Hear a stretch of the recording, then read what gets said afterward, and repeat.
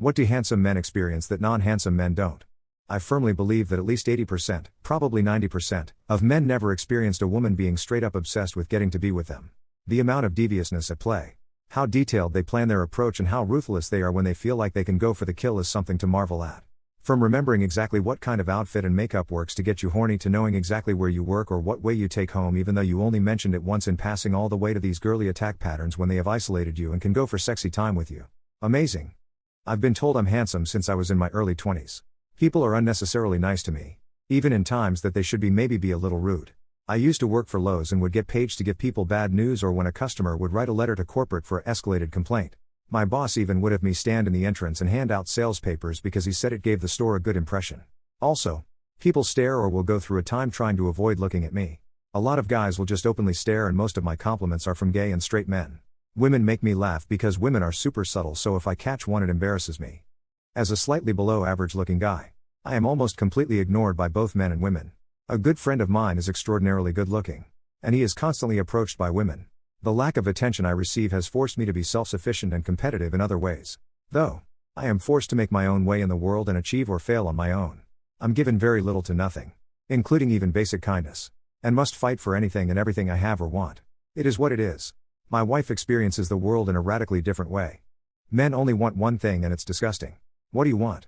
You assume the answer is sex, which a lot men do want, but only with the right partner that shares our values and will support us for who we are as men. Enough said, and yes, we do want our alone time on occasion. I want people to reach out to me. I reach out to people all the time. Check in. See how they're doing.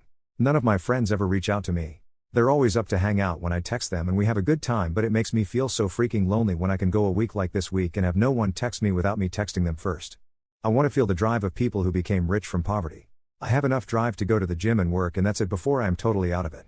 I think most relationships in the modern age are based on lust that turns into love over time. I don't think men just only want sex. For me, I want a connection with someone. Someone who is on the same wavelength as me, has their own interests and career, and can challenge me and add value to my life and make me feel, not just sex that won't do for me. Depressive moment, but I just want my family back. Since my mother passed, we just basically all went our separate ways, and my brother is miserable with his father. If you ever come back home after a terrible day at uni or work and smell a very good meal's fumes and hear a distant "how's it been?" and quat, cherish that moment. That's probably one of the few things that you will miss way more than you'd ever have expected.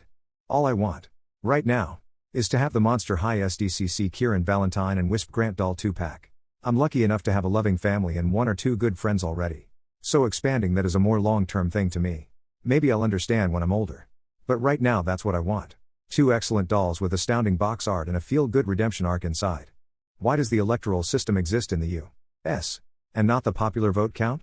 It was originally done for the simple fact that back then at the founding we didn't have instant communication, and it could take way too long to do the popular vote and collect all possible results and be sitting without a leader for months due to recounts in little town that takes 2 months to travel to in order to find out. They tried to send word, but the messenger got lost and died of cholera or something like that. So they set it up so no matter what there'd be a representative to vote on it. America is a republic, meaning we vote in representatives that run the system so we can all do our thing and not have to worry about it. That was the main principles the founding fathers were thinking with. The founding fathers were vehemently opposed to French democracy, even going as far as to defame it by calling it mob rule, hence our constitutional republic. The EC system does as much good as bad, and that's why it's so hard to even begin to think of a better system. But one thing is for sure, popular vote is not it.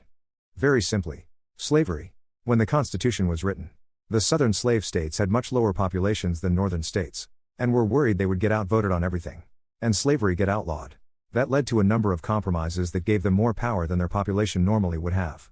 Each state having 2 senators regardless of population, the 3/5 compromise where slaves counted for number of representatives in the House, and the Electoral College to select presidents. It's easier to understand when you remember that the electors originally had agency and weren't just allocated to whoever won the popular vote in their state. It makes very little sense now. But it's difficult to get people to see the problems with things they take for granted. And the Republicans will never want to change it because so many small states vote Republican. So it gives them an advantage. What did your ex do that made you think you had no idea who they were? Pitched for CODs. Thought about leaving me 6-month pre-OR kid. Wanted me to buy tickets to Mallorca for the family 2 days before the breakup. Wanted the house and tried to toss me and my kids, 4 and 2, to the streets. Got attacked by her mom/sister and they told her everything how to act and talk to me. She called the social service on me for being dangerous and now she got therapy instead. We cannot talk normal and barely plan how we shall have the kids.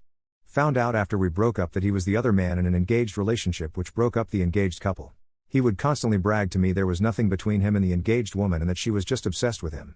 And he lied about how many girls he had slept with before he met me, obviously the engaged woman being one he left out.